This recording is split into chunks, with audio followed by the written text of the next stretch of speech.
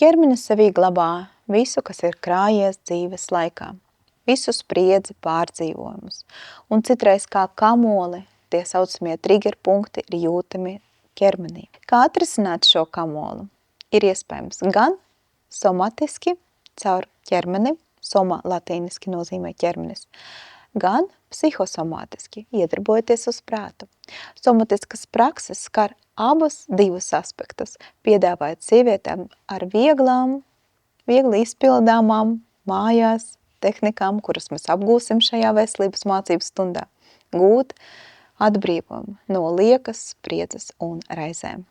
Somatiskas prakses palīdz bez medikamentiem, bez uztura bagātinātājiem, ar viegli izpildāmām mājās tehnikām, kuras mēs apgūsim veselības mācības stundā, palīdzēt sev minimizēt ikdienā spriedzi.